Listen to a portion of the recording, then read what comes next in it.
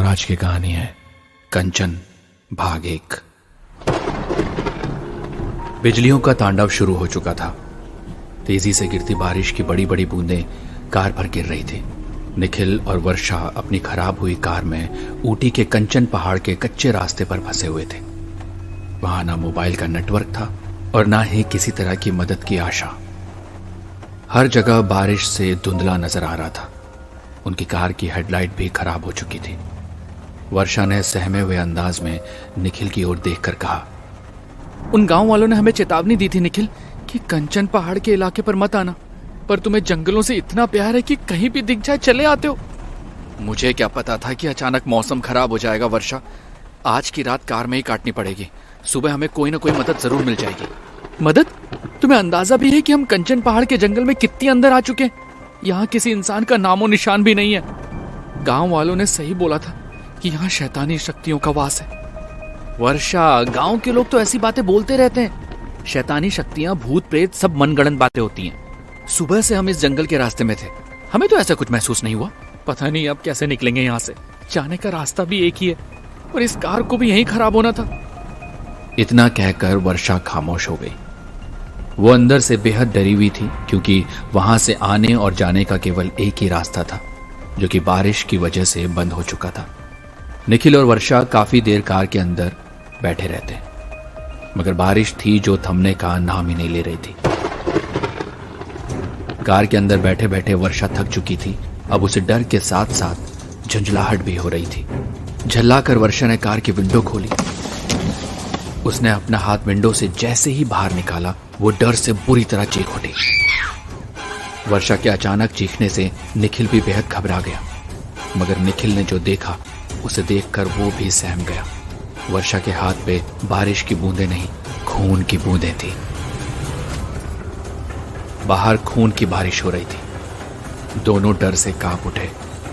निखिल ने डरते डरते बारिश में अपना हाथ जैसे ही बाहर निकाला, तभी एक बेहद भयानक दिखने वाली औरत ने अपने नुकीले पंजों से उसका हाथ काट लिया।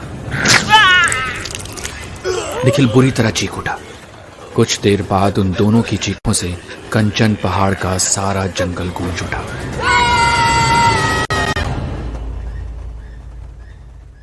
इस घटना के कुछ दिन बाद ट्रिप की तैयारी हो चुकी थी।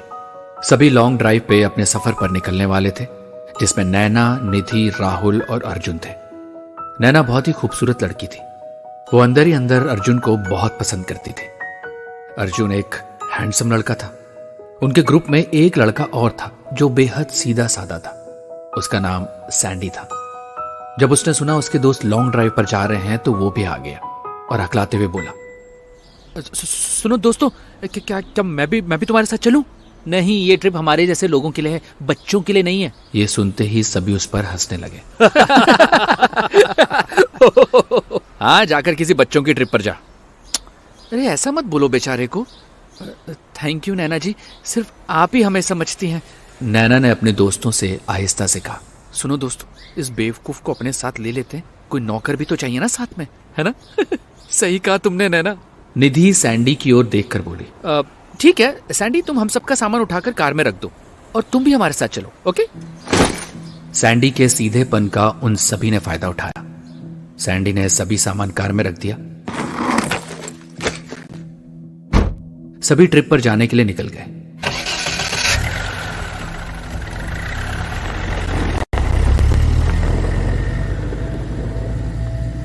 सैंडी को सबसे पीछे वाली सीट पर बैठा दिया। कुछ घंटों के बाद वो सभी ऊटी की पहाड़ियों पर एक ढाबे में कुछ खाने के लिए बैठे। वो सब आपस में बातें ही कर रहे थे कि तभी ढाबे के मालिक ने उनसे कहा, कहाँ जा रहे हो बच्चों तुम सब? तभी अर्जुन ने कहा, सुना है ऊटी में एक कंचन नाम का पहाड़ है। उस पहाड़ में बसे हुए एक जंगल के बारे में बहुत सुना है हमने। सुना है बड़ा खूबसूरत जंगल है। हम लोग वहीं कैंपिंग के लिए जा रहे हैं। यह सुनते ही ढाबे का मालिक घबराता हुआ बोला, नहीं नहीं नहीं नहीं, वहां मत जाओ। वहां तुम्हें मौत के अलावा कुछ नहीं मिलेगा। वहां आज भी कंचन का वास है। मेरी बात मानो, वहां मत जाओ बच्चों। ढाबे के मालिक की बात सुनकर राहुल का दिमाग खराब हो गया। वो गुस्से से ढाबे के मालिक की ओर देखने लगा। उसने अपने सभी दोस्तों को वहां से चलने के लिए इशारा कर दिया। उसका इशारा पाते ही वो सभी उस ढाबे से निकल गए। उनकी कार का रुख अब कंचन पहाड़ के जंगल की ओर था। कार उस इकलौते रास्ते पर आ गई जो एक नदी पे बना पुल था। उस जंगल में जाने का सिर्फ एक ही रास्ता था, पर कुछ कांटों भरी लकड़ियों से आगे का रास्ता बंद हुआ पड़ा था। पास ही एक बोर्ड पर लिखा था, इसके आगे जाना अपनी मौत को दावत देना है। बोर्ड पर लिखी हुई चेतावनी पढ़कर निधि गुस्से में बोली, क्या बकवास है यार, ये लोग ऐसी नेचर से भरी जगह को भी ऐसे अंधविश्वास के चक्कर में बंद कर देते हैं। तब अर्जुन ने कहा, ये लकड़ियां आराम से हट जाएंगी, सैंडी जाकर सब लकड़ियां हटा देगा। अर्जुन का इशारा पाते ही सैंडी रास्ते में पड़ी लकड़ियां हटाने लगा। लकड़ियां हटाते हुए बेचारे सैंडी को कई कांटे लगे, पर कोई उसकी मदद के लिए नहीं आया। उसने सारी लकड़ियां हटा दी। वो सब लोग सैंडी की ओर देखकर मुस्कुरा रहे थे। नैना राहुल के कान में बोली, नौकर हमारे अच्छे काम आ रहा है ना, मैंने कहा था। सही कहा नैना, लेकिन हम इसके आगे जाकर कोई गलती तो नहीं कर रहे ना? वो बुढ़ा जिस तरह से बोल रहा था, उसकी आंखों में डर साफ दिखाई दे रहा था। अर्जुन ने जवाब दिया, अरे यार, तू भी फालतू में डर रहा है राहुल, ये लोग सिर्फ डराते हैं। सैंडी ने रास्ता साफ कर दिया था। वो सब कार लेकर आगे बढ़ गए। जंगल के कच्चे रास्ते पर नेचर का मजा लेते हुए वो काफी अंदर तक पहुंच चुके थे। एक जगह उन्होंने अपने टेंट लगा दिए, जहां नदी भी पास में ही थी। शाम हो चुकी थी। राहुल अर्जुन के पास जाकर बातें करने लगा। यार अर्जुन, मैंने देखा है तू नैना को बड़ा घूरते रहता है, प्यार तो नहीं हो गया तुझे उससे? हाँ? अबे प्यार किसे करना है? क्या मतलब? उसे प्यार के चक्कर में फंसाऊंगा, समझा? हाँ, जैसे तूने 4 और लड़कियों को फंसाया था पहले, समझ गया मैं। वो दोनों एक दूसरे को आंख मारते हुए हंसने लगे। सैंडी उनकी बातें सुन रहा था। सैंडी नैना के पास आ गया। नैना और निधि नदी के पास फोटोज क्लिक कर रहे थे। सैंडी ने डरते हुए हकलाती जुबान में नैना को अपने कानों द्वारा सुनी गई सारी बात बता दी, मगर ये सुनते ही उल्टा नैना ने जोर का थप्पड़ सैंडी को लगा दिया। अर्जुन के बारे में बकवास करोगे? हाँ? और मैं मान लूंगी? मुझे पता है तुम भी मुझे चाहते हो, इसलिए बकवास सुनकर मुझे अर्जुन से प्यार करने से रोक रहे हो, है ना? अपनी शक्ल देख आईने में, तब तुझे पता चलेगा कोई लड़की तुझसे प्यार क्यों नहीं करती। लूजर है तू, लूजर। नैना की तेज आवाजें सुनकर अर्जुन और राहुल वहां आ पहुंचे। नैना ने गुस्से में अर्जुन को सारी बात बता दी। ओए सैंडी, क्या बे? नैना को अर्जुन के खिलाफ भड़का रहा तू? हैं? अबे अर्जुन नैना को प्रपोज करने वाला है, समझा? और अर्जुन ने आकर सैंडी को भी एक थप्पड़ लगा दिया। तेरी हिम्मत कैसे हुई कुत्ते? तूने तो मेरा सरप्राइज ही खराब कर दिया। अर्जुन ने नैना को हक कर लिया, फिर अपनी हल्की सी शैतानी हंसी में सैंडी को घूरने लगा। अब तुम निकलो सैंडी, वो भी पैदल। जिस रास्ते से हम आए थे ना, उसी से निकल जाओ। अभी निकलो यहां से, मुझे तुम्हारी शक्ल नहीं देखनी है। हाँ, ये सच है, मैं तुमसे प्यार करता हूँ, इसीलिए तुम्हें बचाने के लिए मैंने तुम्हें ये बात बताई थी। लेकिन शायद ये मेरे सीधे साधे होने की सजा है। ठीक है, ठीक है। बेचारा सैंडी आंख में आंसू लिए वहां से चला गया। शाम के गहरे अंधेरे कंचन जंगल में फैल चुके थे।